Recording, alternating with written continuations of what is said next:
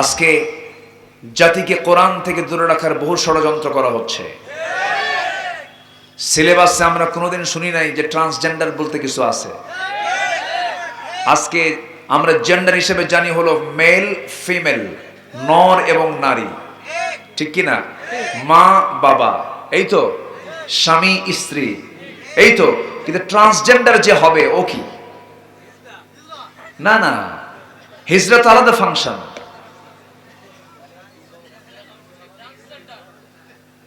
Trans মানে কি?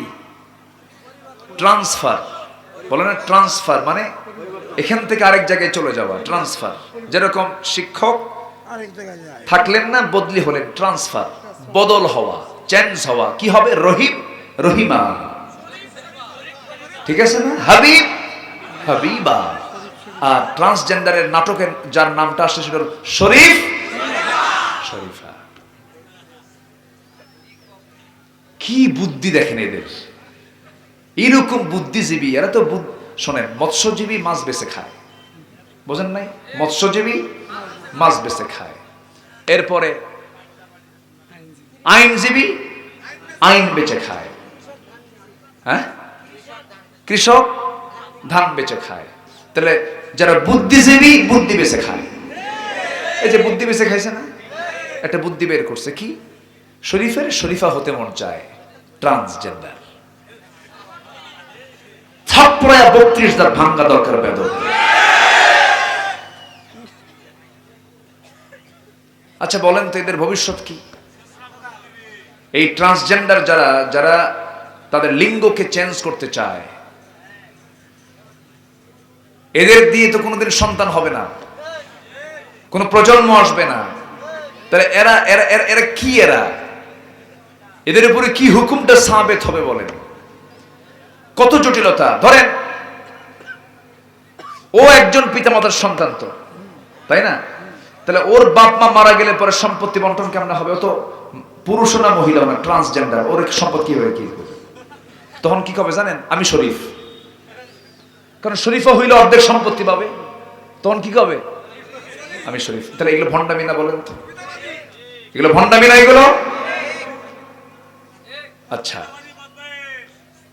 তারপরে সমকামিতা, যেটা হোমোসেক্স, সেম সেক্স, অর্থাৎ যেটা ছিল আজ থেকে আলেম ওলামা এখানে বসে আছেন 6000 বছর আগের একটা ঘৃণিত জঘন্য একটা অপরাধ কওমে লূতের সময় হয়েছিল।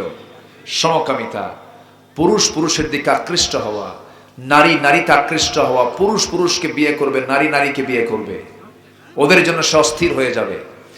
এই যে একটা ওয়াসওয়াসা শয়তানের, এই সমকামিতাকে ইউরোপ আমেরিকার বহু দেশে তারা সংসদ আইন আকারেও পাশ করেছে। ইভেন ভারতেও তাদের প্রস্তুতি পর্ব প্রায় শেষ।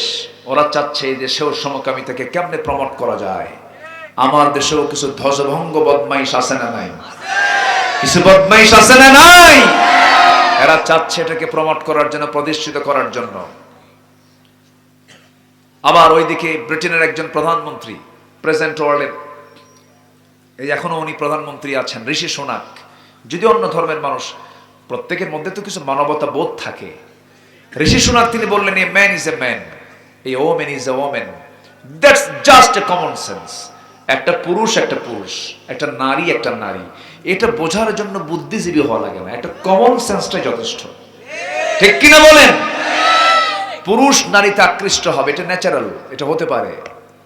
নারী পুরুষ আকৃষ্ট হবে, এটা ন্যাচারাল, এটা হতে পারে। আল্লাহ তাআলা এটাকে শরীয়ত আকারে বৈধ করে দিয়েছেন।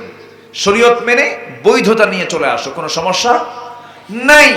কিন্তু এটা কোন আচরণ?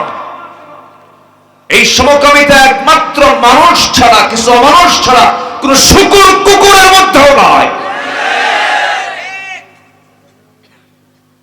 এগুলোর বিরুদ্ধে আমাদের প্রতিবাদের ঝড় তোলার দরকার আছে না নাই? আমরা সজাগ থাকবো, সচেতন থাকবো। জোরে বলি ইনশাআল্লাহ, আর জোরে বলি ইনশাআল্লাহ।